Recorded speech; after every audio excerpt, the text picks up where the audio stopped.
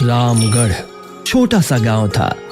दिन में खेतों की चहल पहल, तालाब पर औरतों की हंसी और बच्चों की किलकारियां गूंजती। सब कुछ सामान्य दिखता, लेकिन सूरज ढलते ही गांव बदल जाता।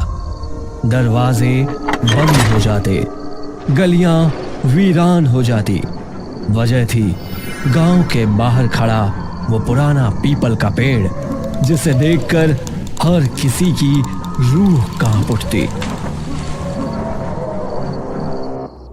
तू उधर मत जा, वहाँ रात को भूत रोते हैं। हाँ, मेरी अम्मा कहती है उस पेड़ में कोई रहता है। तभी वहां पर गांव के बुजुर्ग श्यामलाल आते हैं और बच्चों को चेतावनी देते हैं। अरे अरे, कान खोल कर सुन लो। अंधेरा होने से पहले ही घर पहुंच जाना ठीक है। उस पीपल के पास जो गया वो लौटा नहीं बेटा। भगवान बचाए उस दिशा से। दिन में भी दिल कांपता है वहां देख के। गांव में दो लड़कियां रहती थी, अनामिका और स्वरा। दरअसल वे शहर पढ़ाई के लिए चली गई थी और बरसों बाद इस गांव लौटी थी। दोनों जवान, निडर और जिज्ञासु स्वभाव की थी। गांव लौटते ही उन्होंने देखा, शाम होते ही हर कोई घरों को भाग रहा है। बच्चे खेल छोड़कर गलियों से भाग रहे हैं और ठीक उसी वक्त बुजुर्ग श्यामलाल चौपाल पर बैठे उन्हें डरावनी कहानी सुना रहे थे। अनामिका और स्वरा भी वहीं जा पहुंची। हाँ, अब चलो यहाँ से भागो और कोई भी घर से बाहर नहीं निकलेगा, समझे? हाँ, भूत हो या श्राप, कुछ तो है वहाँ। हम बुजुर्गों ने बहुत हाथ से देखे हैं। हाँ, मगर आज जब सबको डरता देखते हैं तो सच मानो हमें भी जानने की इच्छा हो रही है।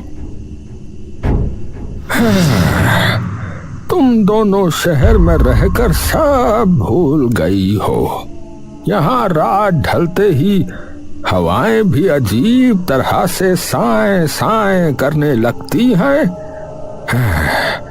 जिज्ञासा अच्छी चीज है, लेकिन उसके साथ सावधानी का होना भी उतना ही आवश्यक है बेटी। गांव वाले उस दिशा की ओर झांकते तक नहीं थे। लोग मानते थे कि उस वृक्ष के नीचे कोई कैद है, लेकिन असलियत कोई नहीं जानता था। लेकिन ऐसा क्या है उस पेड़ में जो सब लोग पेड़ की तरफ देखना तक नहीं चाहते? क्या वाकई वहाँ कुछ है? डरने से सच नहीं बदलता स्वरा। असलियत का पता तो वहीं जाने पर होगा। बिटिया, ऐसी बातें मुंह से मत निकालो। वो जगह तुम्हारे जैसी नादान लड़कियों के लिए नहीं है। दादा, अगर असलियत किसी को नहीं पता तो ये मान्यता कैसे फैली? क्योंकि जिसने भी उस पेड़ के पास कदम रखा वो लौटकर गांव में दिखाई नहीं दिया। नाम पहचान सब वहीं खत्म हो गया। या तो वो कहानियों में गुम हो गए या फिर आपके डर ने उन्हें निगल लिया। इतना कहकर दोनों अपने घर चली गई, लेकिन वो बात उन्हें बहुत ही अजीब लग रही थी। क्या आज भी भूत प्रेत होते हैं या फिर ये सब बस किस्से कहानियां हैं? घर पहुंचते ही इतने सालों बाद गांव आए हैं और टाइम पास के लिए भूत वाली कहानी मिल गई। लोग चाहे जो कहें, लेकिन अगर सच में उस पेड़ के पास कुछ है तो हमें पता करना चाहिए। तू हमेशा ऐसे ही बोलती है, लेकिन अगर सचमुच कुछ हुआ तो भी डरकर भागना सही नहीं है। सच का सामना करना चाहिए। एक रात अनामिका ने एक बेहद अजीब सपना देखा। उसने देखा कि एक बूढ़ा आदमी सफेद लंबे बालों वाला कांपते हाथों से उसकी ओर बढ़ रहा है और उसे आवाज दे रहा है, मुझे मुक्त करो, मेरी मदद करो, वरना सब नष्ट हो जाएगा। स्वरा, मैंने सपना देखा, एक बूढ़ा आदमी मदद मांग रहा था, कह रहा था मुक्त करो वरना सब नष्ट हो जाएगा। ये तो बहुत डरावना है, लेकिन इसका मतलब क्या हो सकता है? पता नहीं, लेकिन जो भी है वो बहुत बुरा और डरावना था। कुछ दिनों तक वही सपना उसे बार बार आने लगा। फर्क बस इतना था कि अब वही सपना स्वरा को भी आने लगा। स्वरा ने अनामिका को अपनी बात बताई। अनामिका, मैंने भी वही सपना देखा, वही बूढ़ा, वही शब्द, वही मदद की पुकार। कमाल है, एक ही सपना हम दोनों को, ये संयोग नहीं हो सकता। अगली सुबह जब वो गांव में घूमने निकली तभी थोड़ी परेशान दिखी और उन्हें सामने चौपाल पे श्यामलाल दिखा गए। उनके पास जाकर उन्होंने कहा, दादा, हमें अजीब सपने आ रहे हैं, पेड़ और कोई बूढ़ा आदमी दिखता है, लगता है जैसे हमें सच दिखाया जा रहा हो। अरे सपने कभी कभी हमें चेतावनी देते हैं, कभी वो चेतावनी, कभी सच और कभी सपने सपने ही होते हैं। तो हम इसे क्या समझें? अरे इसे सपना समझकर भूल जाओ और क्या। इतना कहकर श्यामलाल वहां से चले जाते हैं, लेकिन अनामिका और स्वरा कुछ सोचती है और उसी शाम दोनों ने हिम्मत जुटाई और उस वृक्ष के पास पहुंची। सूरज ढल चुका था, चारों ओर धुंध और अजीब सा सन्नाटा था। पीपल के नीचे मिट्टी उखड़ी हुई थी, वहां से एक अंधेरी सुरंग जाती दिखी। अनामिका देख, यहाँ पर एक रास्ता है। अरे हाँ, चल चलते हैं, आज सच का पता लगा ही लेते हैं। दोनों ने हाथ कसकर पकड़े और मशाल लेकर उस अंधेरे सुरंग में उतर गई।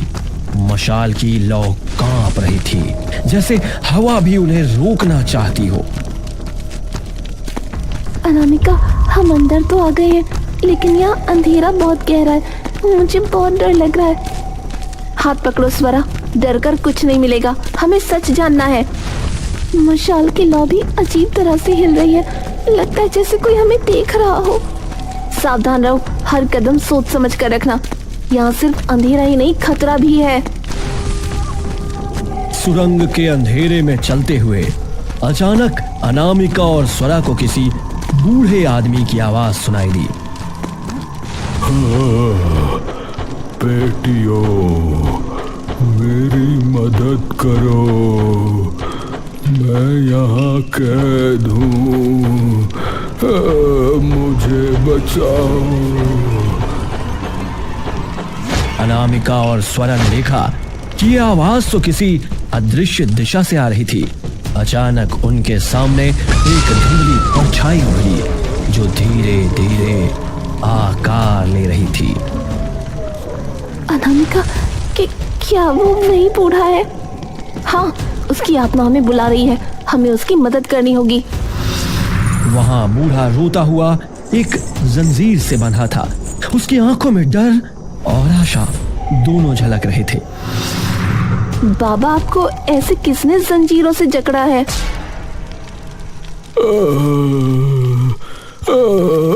उस मंत्रिका ने। मंत्रिका कौन है?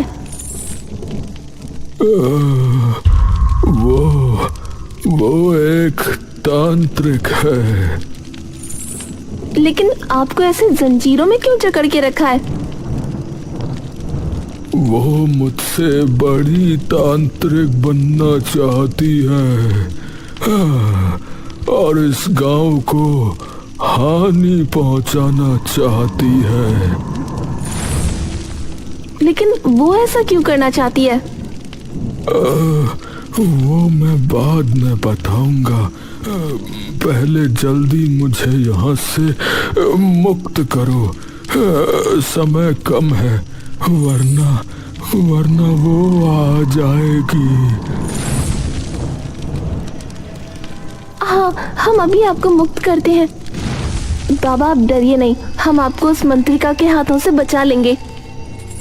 दोनों लड़कियां बाबा की जंजीरें तोड़ने ही वाली थी कि अचानक चारों ओर से एक अजीब सी गूंज उठी। सुरंग कांपने लगी, मशाल की लौ बुझने को ही और कानों में तेज मंत्रोच्चारण गूंजने लगा। ओम दैत्य विनाशाय नमः। ओम दैत्य विनाशाय नमः। तभी सुरंग के बीचों बीच उन्हें एक औरत दिखाई दी, काले वस्त्रों में, लाल आंखों वाली, हाथ में चमकती हुई मणि। वह लगातार मंत्र जप रही थी। ये कौन है? शायद यही मंत्रिका है, बूढ़ा बाबा सही कह रहा था। वो दोनों जल्दी जल्दी बूढ़े बाबा को आजाद करने में लगे थे कि तभी मंत्रिका उन्हें देख लेती है। कौन हो तुम? यहाँ क्यों आई हो? तो क्यों उस बूढ़े को बांध कर रखे हुए है? उसे मुक्त कर। बूढ़ा? तो उसने तुम्हें बहकाया? मूर्ख लड़कियों, वो निर्दोष नहीं, वो दैत्य है। लेकिन लड़कियों ने उसकी बातों पर भरोसा नहीं किया। तुझे धोखे की आदत होगी, पर हम इतनी आसानी से हार नहीं मानेंगे। वो दैत्य नहीं है, तू झूठ बोल रही है। उसे मुक्त करने से तू हमें नहीं रोक सकती, लेकिन हम तुझे रोक सकते हैं। तुम दोनों गलत कर रही हो। मुझे बचा लो बेटा, ये मुझे मार डालेगी। आप घबराइए नहीं बाबा, हम आपको कुछ नहीं होने देंगे। ओम दैत्य विनाशाय नमः। ओम दैत्य विनाशाय नमः। ओम दैत्य। तभी अनामिका और स्वरा मंत्रिका पर कूद पड़ती है और उनमें बहस होती है। अचानक झगड़े के दौरान अनामिका की मशाल झटकी और मंत्रिका की मणि जमीन पर गिरकर चकनाचूर हो गई। एक भयानक चीख गूंजी, सुरंग की दीवारें कांपने लगी। अचानक वही बूढ़ा प्रकट हुआ, लेकिन अब उसकी आंखें लाल थी, दांत नुकीले और शरीर दैत्याकार।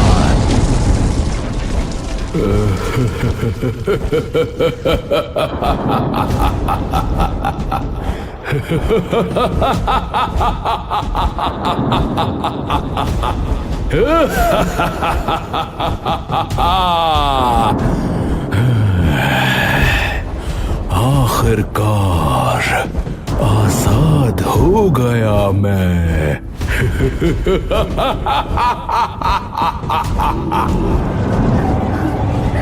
लड़कियां डर के मारे पीछे हट गईं। मूर्ख लड़कियों, माता चंडी ने उसे कैद किया था ताकि गांव बचा रहे। तुमने उसे मुक्त करके सबको संकट में डाल दिया। माता चंडी? हाँ, माता चंडी, जो गांव की कुल दैवत है, और मैं उनकी वाहक हूँ। इस दैत्य से गांव को बचाने के लिए माता ने मुझे चुना था। माफ कीजिए, हमें लगा आप बुरी तांत्रिक हो। हमसे बहुत बड़ी भूल हो गई।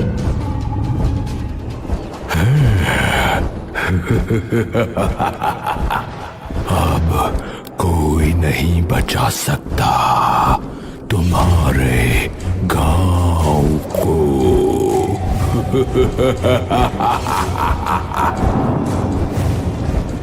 दैत्य ने पंजे फैलाए और अनामिका और स्वरा पर झपटा। तभी मंत्रिका उनके सामने आ खड़ी हुई। नहीं दैत्य, पहले तुझे मुझसे लड़ना होगा। तू मुझे रोकने की हिम्मत करती है। अब कोई नहीं बचेगा। तू हमें बचा रही है? हाँ बेटियों, मेरी नियत यही थी, तुम्हें सुरक्षित बाहर निकालना ही मेरा काम है। हम डरने वाली नहीं हैं, तुम्हारे सामने खड़ी हैं। तू मामूली सी लड़की मुझे खत्म करेगी? मैं तुम सबको खत्म कर दूंगा।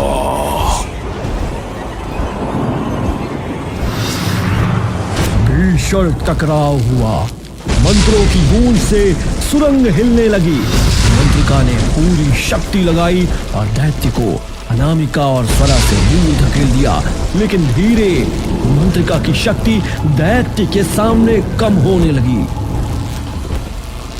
भागो अभी, वरना तुम भी नष्ट हो जाओगी। ये दैत्य पूर्णिमा तक इस गुफा के बाहर नहीं निकल सकता। तभी अनामिका और स्वरा ने देखा दैत्य उस मंत्रिका पर हावी हो रहा था। अनामिका और स्वरा को बहुत बुरा लगा, लेकिन वो चाह कर भी कुछ नहीं कर पा रही थी। तब एक छोटा सा पंछी वहां पर आया और मंडराने लगा। कुछ ही समय बाद एक रोशनी प्रकट हुई। वो रोशनी इतनी तेज थी कि दैत्य के साथ उन सब की आंखें बंद हो गई थी। उसी का फायदा लेके मंत्रिका अनामिका और स्वरा को लेके गुफा से बाहर आ गई। मौका देखते ही दोनों गुफा से बाहर आई और एक भयानक चीख उस गुफा से निकली। माँ चंडी ने हमें बचा लिया।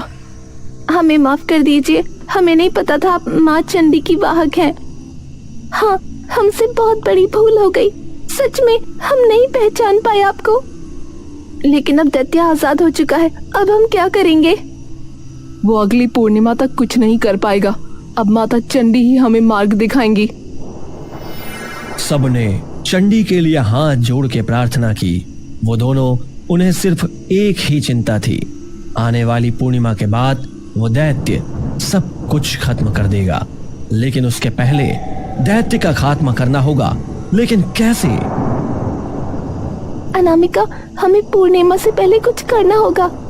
अब हमें माता चंडी ही बचा सकती हैं। उस रात अनामिका और स्वरा सो रही थी। जैसे ही नींद गहरी हुई, उनके सपनों में अचानक एक तेज रोशनी आई। वो रोशनी धुंधली रूप में बदलकर माता चंडी बन गई, जो उनके सामने खड़ी थी। बेटियों, डरो नहीं, मैं तुम्हारी मदद के लिए आई हूँ। माता चंडी, आप सच में आप हैं? हाँ, मैंने तुम्हें इसलिए सपने में बुलाया क्योंकि असल में समय बहुत कम है। मैं तुम्हें बताऊंगी कि कैसे दैत्य को हराया जाए। माता चंडी ने दोनों के सामने दैत्य को मारने की योजना स्पष्ट की। उन्होंने दिखाया कि किस तरह पूर्णिमा की रात वृक्ष के नीचे गुफा में अग्निकुंड और मंत्रों की सहायता से दैत्य का दैत्य स्वरूप समाप्त किया जा सकता है। उसने कहा कि उनके रक्त की एक बूंद और अग्नि का संगम वृक्ष के जड़ों में डालना अनुष्ठान का अंतिम हिस्सा होगा, जिससे दैत्य को कैद किया जा सकता है। हम करेंगे माता चंडी। लेकिन ध्यान रखना, डरना नहीं है। दैत्य तुम्हें डराएगा, तुम्हारे मन को कमजोर करेगा। तुम दोनों को अपने साहस और विश्वास से काम लेना होगा। माता चंडी ने दोनों को मंत्रों की आवाजें और अग्निकुंड की तैयारी का अभ्यास करवाया। उसने दिखाया कि दैत्य प्रकट होते ही कैसे उसकी शक्ति को कम किया जा सकता है और कैसे उसका शरीर धीरे धीरे राख में बदल सकता है। जब दैत्य प्रकट होगा, तुम दोनों केवल अनुष्ठान और मंत्रों पर ध्यान दो। डर के सामने मत झुको। याद रखना, ये लड़ाई सिर्फ बाहरी नहीं, अंदर की भी है। जैसे ही शाम हुई, मंत्रिका अनामिका और स्वरा ने माता चंडी की हिदायतों को याद करते हुए पूर्णिमा की रात के लिए डरते हुए वृक्ष के गुफा में तैयारी शुरू कर दी। चारों ओर दीपक जलाए गए और मंत्रों का जाप शुरू किया। ओम दैत्य विनाशाय नमः, ओम दैत्य विनाशाय नमः। माता चंडी ने सब सिखाया, अब हम तैयार हैं। अब दैत्य को मरना ही होगा। जैसे ही उन्होंने मंत्र पढ़ना शुरू किया और रक्त अग्नि का संगम किया और वृक्ष को जड़ों पर डाला, जमीन कांपी और आसमान में काले बादल छा गए। दैत्य प्रकट हुआ, उसकी लाल आंखें भड़क रही थी। तुम मुझे बांध नहीं सकती। मैं अजेय हूं।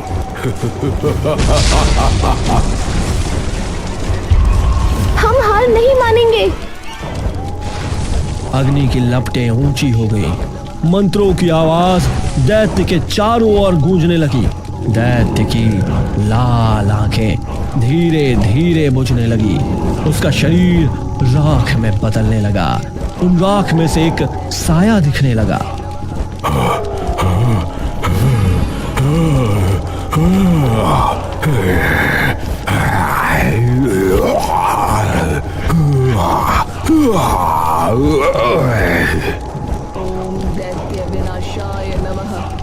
जैसे ही दैत्य राख में बदलने लगा, अचानक चारों ओर धुंध गहरी हो गई। उस धुंध के बीच एक रोशनी फैलने लगी और उसी रोशनी से बूढ़ा दादा प्रकट हुए।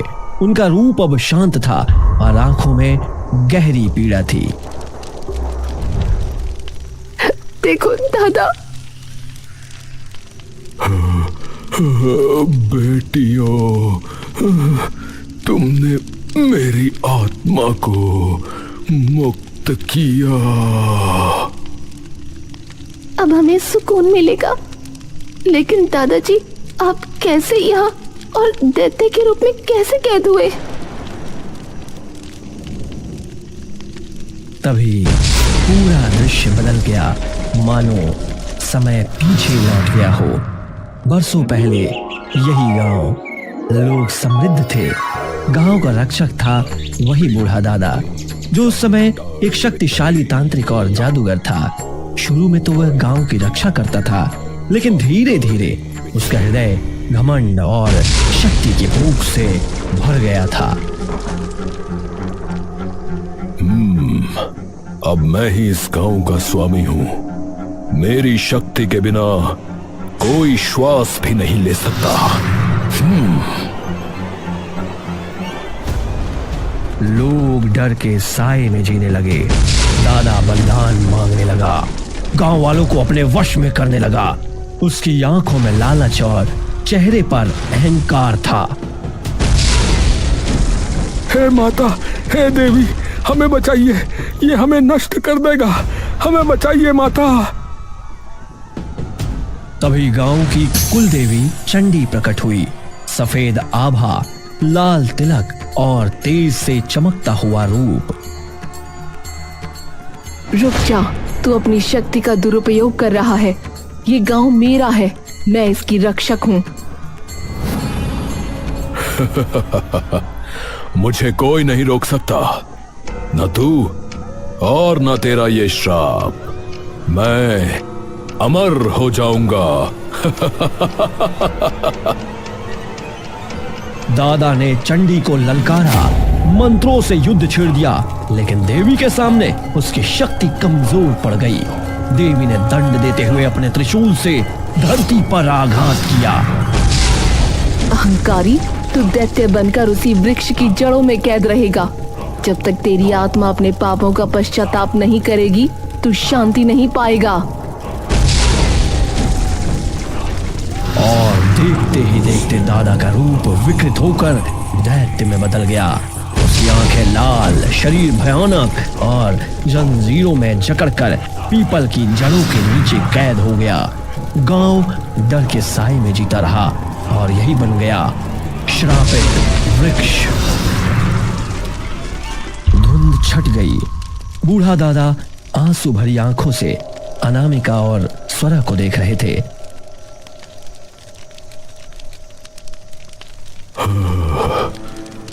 बेटियों, यही मेरा सच है। मेरे बापों ने मुझे बांध दिया, और तुम्हारे साहस ने ही मुझे मुक्ति दी।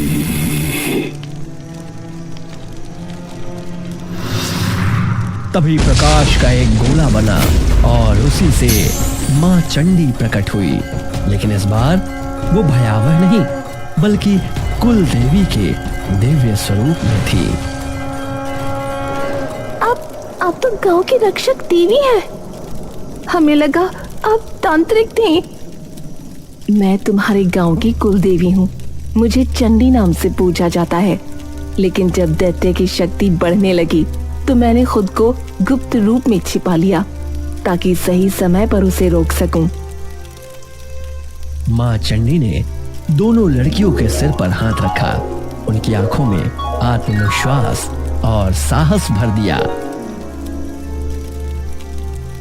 बेटियों, तुम्हारे साहस से ही आज ये श्राप टूटा है। डर ने जिस सच को छुपाया था, तुम्हारे विश्वास ने उसे उजागर किया। माँ, हमने गलती से दैत्य को मुक्त किया, लेकिन आपने हमें रास्ता दिखाया। यही नियति थी। जब तक इंसान अपनी गलती नहीं देखता, वो सुधार नहीं पाता। तुम दोनों इस गांव की सच्ची रक्षक हो। इतना कहकर देवी का स्वरूप आकाश में विलीन हो गया, लेकिन उनके आशीर्वाद की रोशनी पूरे गांव पर फैल गई। गांव के लोग अगले दिन देख रहे थे कि श्रापित वृक्ष तो अब सामान्य लग रहा था। उसके नीचे कोई आहट, कोई चीख नहीं थी। पहली बार गांव में सुकून और आजादी की हवा बही। इस तरह अनामिका और स्वरा के साहस, चंडी के मार्गदर्शन और दादा की आत्मा की मुक्ति से रामगढ़ गांव उस श्राप से हमेशा के लिए आजाद हो गया।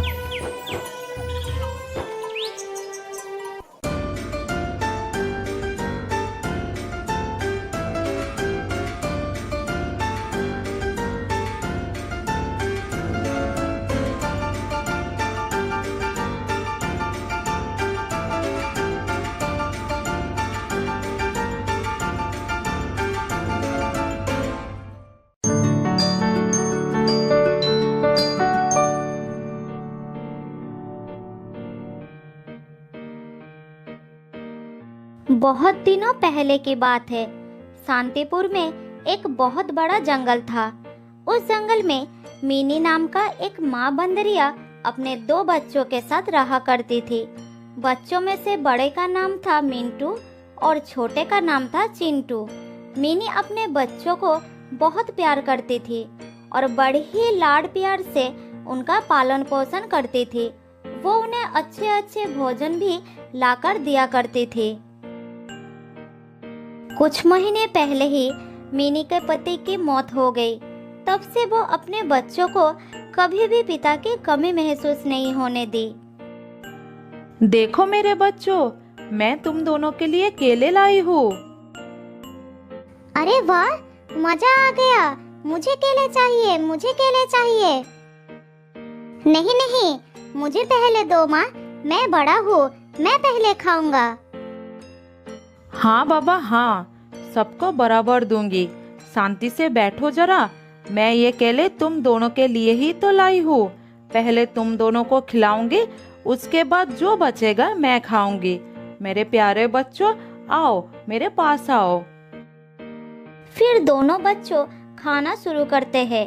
खाने के बाद मिंटू अपने माँ से कहता है, माँ, इतने मीठे केले तुम कहाँ से लेकर आती हो? मुझे भी तुम्हारे साथ ले चलो ना माँ, मैं भी मीठे केले लाऊंगा। मेरे प्यारे बच्चों, तुम लोग जब बड़े होकर पेड़ पर छलांग लगाने के काबिल हो जाओगे, तब मैं तुम दोनों को सारे ठिकाने दिखा दूंगी। अब तुम दोनों बहुत छोटे हो, घर में ही रहा करो, बाहर बहुत खतरा है। अच्छा माँ, ठीक है, तुम जैसा कहोगे हम वही मानकर चलेंगे माँ। मैं तो बिल्कुल बाहर नहीं जाऊंगा माँ, बाहर बहुत खतरा है। तुम मुझे खाना लेकर दोगे और मैं बैठे बैठे खाऊंगा। लेकिन मेरे बच्चे, मैं तो हमेशा जीवित नहीं रहूंगी। मेरी भी तो उम्र हो रही है। बड़े होने के साथ साथ तुम दोनों को जंगल के सब कुछ सीख लेना होगा, नहीं तो मैं जब नहीं रहूंगी तब मुसीबत में पड़ जाओगे। नहीं माँ, तुम्हें कुछ नहीं होगा।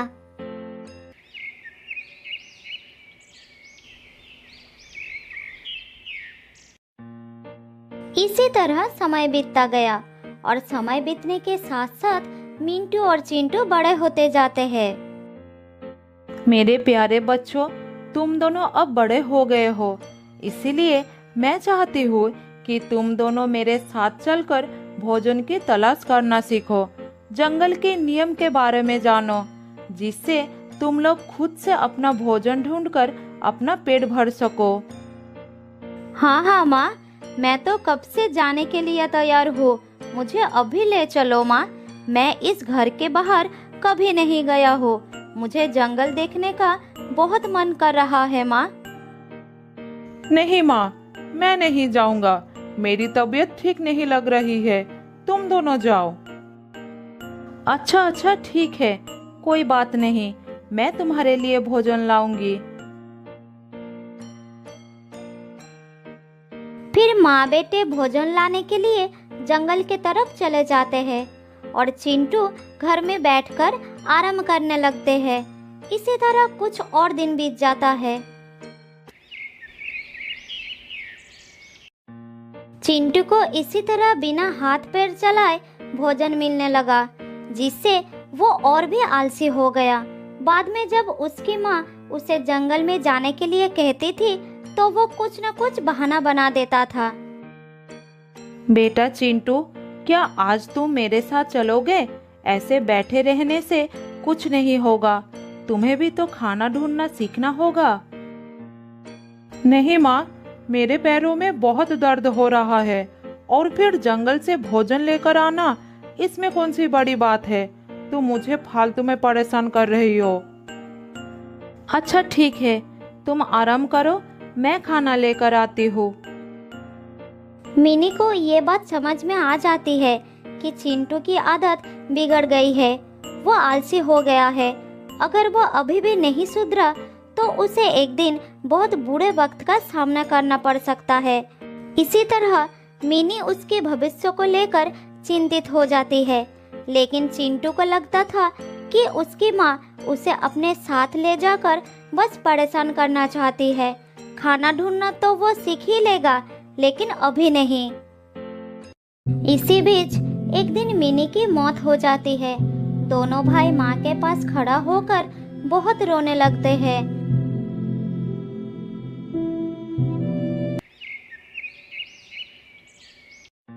अगले दिन मिंटू अपने भाई को कहता है, देखो भाई, अब हमारी माँ नहीं रही, अब हमें खुद से सारा काम करना पड़ेगा। अरे तुम तो मेरे भाई हो ना, तुम्हारे रहते मुझे किस बात की चिंता है? हाँ, तुम्हारी बात बिल्कुल ठीक है, लेकिन हमें अपना जीवन जीने के लिए अपने पैरों पर खड़ा होना बहुत जरूरी है।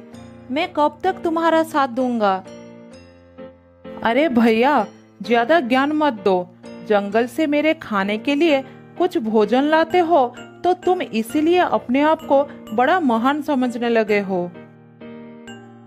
मिंटू को अपने भाई की बात सुनकर बहुत दुख होता है, लेकिन वो उसका साथ नहीं छोड़ पाता, उसके साथ ही रहने लगता है।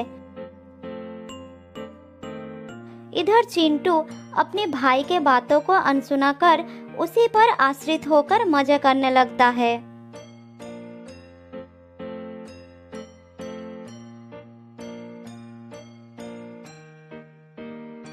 अरे चिंटू, कहाँ हो? ये देखो, आज मैं तुम्हारे लिए आम लेकर आया हूँ, जल्दी आओ, आम बहुत ही स्वादिष्ट है।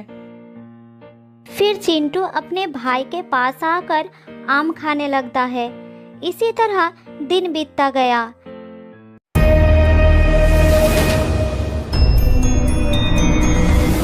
एक दिन उस जंगल में एक बदमाश शेर आता है। जो भी प्राणी उसके सामने आता है उसे वो शिकार कर लेता है। सभी प्राणी डर के मारे अपने अपने घर में छुप जाते हैं। भाई चिंटू, जंगल में एक खतरनाक शेर आ गया है, तुम उसे बचकर रहना, जब तक मैं खाना लेकर नहीं आ जाता तब तक तुम सावधान रहना। ठीक है, तुम मेरी चिंता मत करो। मिंटू पेड़ से उतरकर भोजन के तलाश में निकल जाता है। तभी वो शेर उसका पीछा करता है। मिंटू शेर को देखकर दौड़ने लगता है, फिर किसी तरह एक पेड़ पर चढ़ जाता है और अपना प्राण बचा लेता है। लेकिन वो शेर उस पेड़ के नीचे बैठकर मिंटू के उतरने का इंतजार करने लगता है। ये शेर तो मेरे पीछे ही पड़ गया। अब मैं अपने घर कैसे जाऊंगा? इसी तरह रात हो जाती है, लेकिन शेर वहां से नहीं हटता, जिस कारण मिंटू अपने घर नहीं जा पाता। उधर चिंटू अपने भाई के घर ना लौटने के कारण भूखा ही रह जाता है, लेकिन वो भोजन के लिए कोई भी कोशिश नहीं करता। पता नहीं मेरे भाई को क्या हो गया। कहीं ऐसा तो नहीं वो जानबूझकर आज वापस नहीं आया? मैं सुबह से भूखा हूँ, अब मैं क्या करूँ? बहुत भूख लगी है।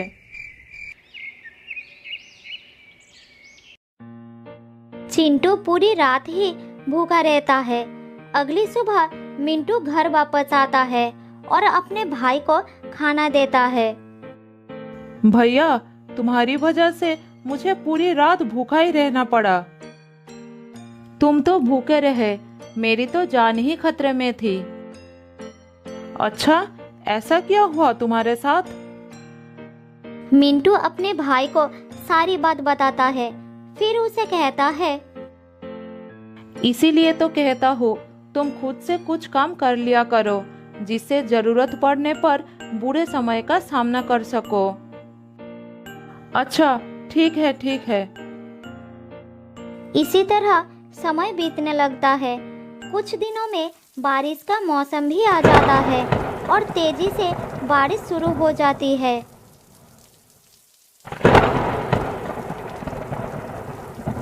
भैया, बहुत भूख लगी है, कुछ खाना ला कर दो ना, रहा नहीं जा रहा है। मैं क्या कर सकता हूँ, बारिश थमने की नाम ही नहीं ले रही। क्या हम बारिश में खाना लाने के लिए जा नहीं सकते हैं? माँ ने कहा था आंधी तूफान या तेज बारिश होने लगे तो घर से बाहर नहीं निकलना, जान को खतरा हो सकता है। दोनों भाई भूखे प्यासे बारिश रुकने का इंतजार करने लगते हैं। दिन ढलकर रात हो जाती है, लेकिन बारिश लगातार होती रहती है। सुबह होने पर वो देखते हैं कि जंगल में बाढ़ आ गया है और ऊपर से बारिश भी नहीं रुकी थी। हे भगवान, पूरा जंगल बारिश के पानी में डूब गया है, अब क्या करूं? भूखे भाई का हाल देखकर मिंटू से रहा नहीं जाता और वो खाने के तलाश में जाने लगता है। तुम अपना ख्याल रखना, मैं खाने की तलाश में जा रहा हूँ। मैं भी तुम्हारे साथ चलूंगा भाई। नहीं, अभी नहीं, बाहर बहुत खतरा है, बारिश भी हो रही है। मैं जल्दी कुछ खाना लेकर आ जाऊंगा। मिंटू खाना लेने के लिए चला जाता है और चिंटू घर पर भैया के लौटने का इंतजार करता है। बहुत समय बाद भी मिंटू वापस नहीं लौटता। अरे भैया, अभी तक वापस क्यों नहीं आया? इतनी देर हो गई, भूख से तो मेरी जान निकल जा रही है। अगर मुझे खाना ढूंढने का अनुभव होता तो मैं खुद चला जाता। चिंटू को बहुत ही पछतावा होता है कि वो हमेशा दूसरों पर निर्भर रहा।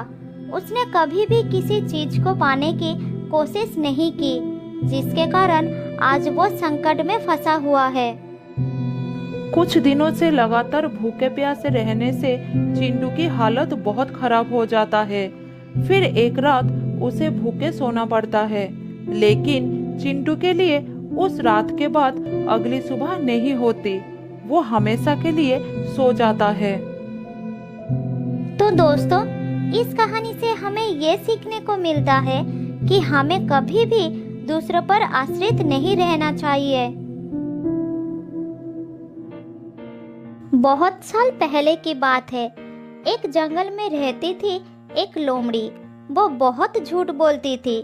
उसे इधर की बातें उधर लगाने का बड़ी शौक थी।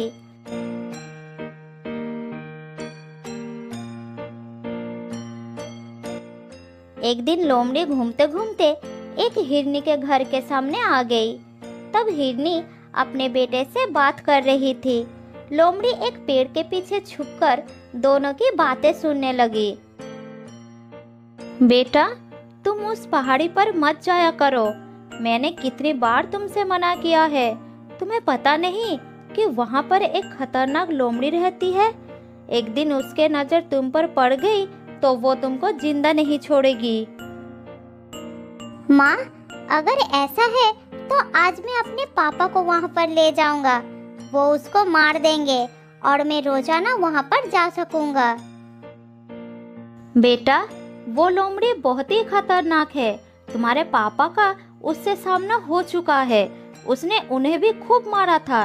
फिर तेरे पापा ने उसे माफी मांगे थे, तब जाकर उसने उसकी जान बख्श दी थी। क्या वो इतनी खतरनाक है? तो ठीक है माँ, मैं आज के बाद कभी पहाड़ी पर नहीं जाऊंगा। अपने बच्चे की बात सुनकर हिरनी खुश हो गई। इधर पेड़ के पीछे से लोमड़ी ने सारी बातें सुन ली। उसने सोचा कि ये बात सबको पता चलना चाहिए। फिर वो वहाँ से चली गई।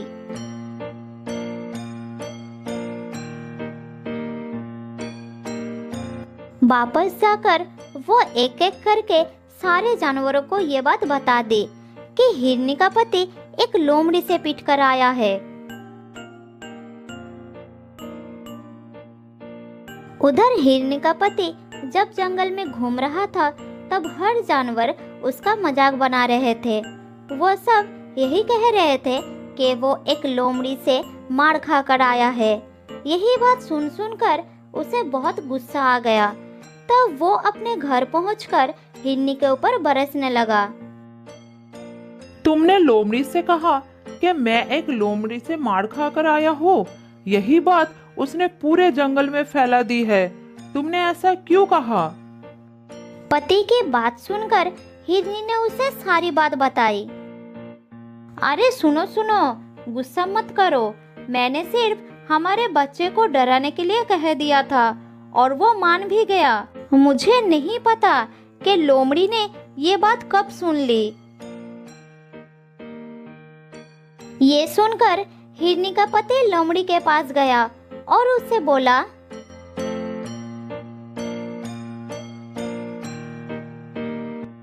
मेरी बीवी ने ये बात केवल मेरे बच्चे को डराने के लिए कही थी और तुमने इस झूठ को पूरे जंगल में फैला दिया। तुमने ऐसा क्यों किया? अब जाओ और जाकर सबको सच्चाई बताओ कि मैं किसी लोमड़ी से मार खाकर नहीं आया हूँ। उसका गुस्सा देखकर लोमड़ी डर गई। उसने फिर सबके पास जाकर ये बात फैला दी कि ये सिर्फ एक झूठ था। फिर वो थका हारा हिरनी के पति के पास पहुंची। तब उसने उसे माफ कर दिया और लोमड़ी अपना घर लौट गई।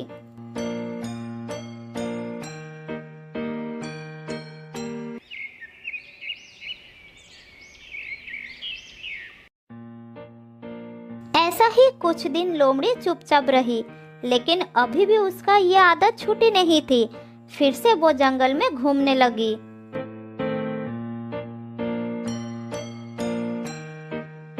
एक दिन शेर महाराज गुफा के सामने आराम कर रहा था।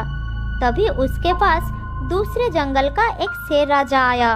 दोनों शेर को एक साथ देखकर लोमड़ी उसकी बात छिपकर सुनने लगी।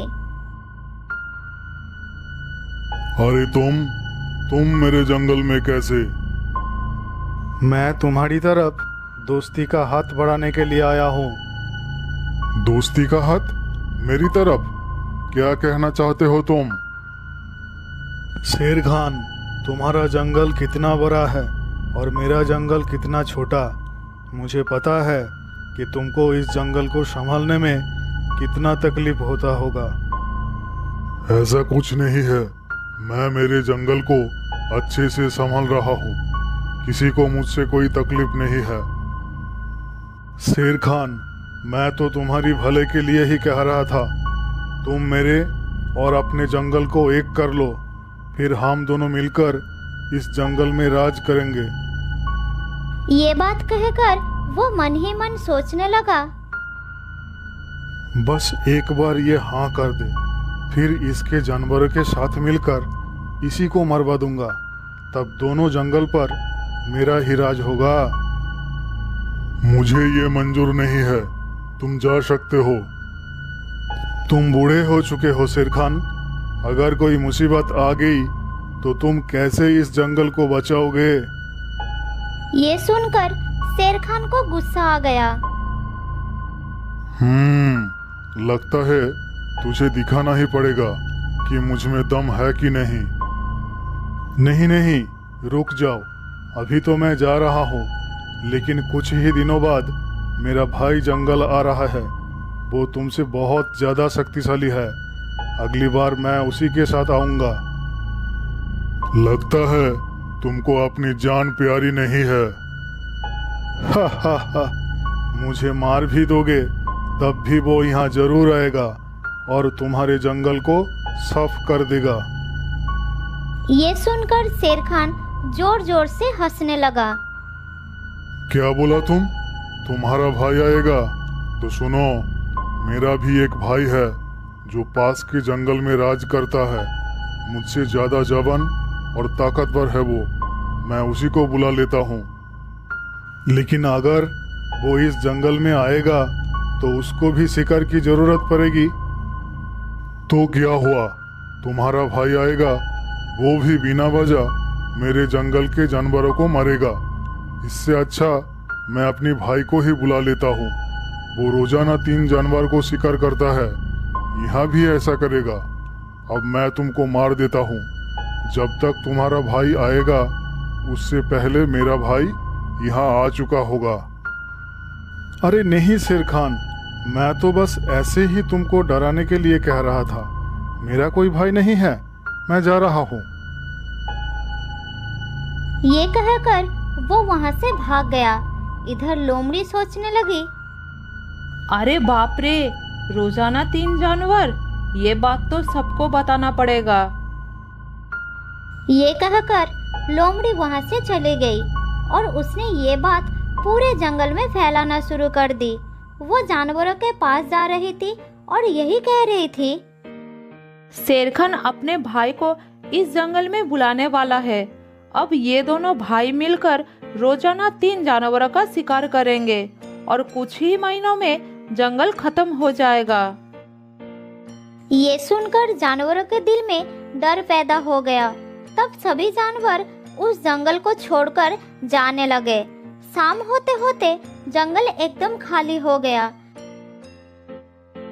शाम को जब शेर खान घूमने निकला तब उसे कोई भी जानवर नजर नहीं आया। तालाब के पास भी दूर दूर तक कोई जानवर नहीं थे। अब उसे चिंता होने लगी। कहीं शेरू ने सच में अपने भाई को बुलाकर जानवरों पर हमला तो नहीं किया? वो सब कहाँ चले गए?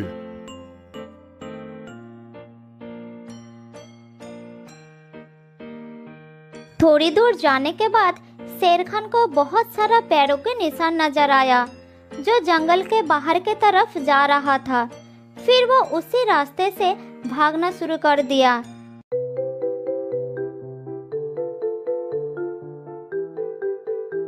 थोड़ी दूर जाने के बाद उसे सभी जानवर जंगल से बाहर जाते नजर आए।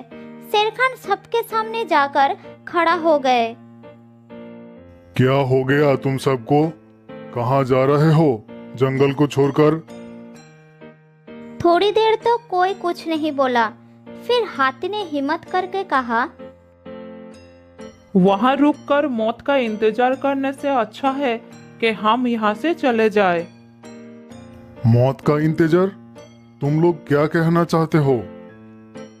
हमें पता चल चुका है कि तुम अपने भाई को भी इस जंगल में बुलाने वाले हो, जो कि रोजाना 3 जानवरों को खाकर अपनी भूख मिटाता है। जब वो यहाँ पर आएगा तो हम में से ही रोजाना 3 जानवर कम होंगे, तो यहाँ कौन रुकना चाहेगा? तुम लोगों को ये किसने कहा? ऐसा कुछ नहीं होने वाला है। हमें ये सब लोमड़ी ने बताई थी। ये सुनकर शेर खान को बहुत गुस्सा आया और वो गरज कर बोला, लोमड़ी, कहाँ हो तुम? मेरे सामने आओ। ये सुनकर लोमड़ी डर गई। वो जानवरों के पीछे छुपी हुई थी। फिर वो धीरे धीरे सामने आई। तुमने ये झूठ क्यों फैलाई? जल्द ही बताओ, इसके पीछे क्या कारण था?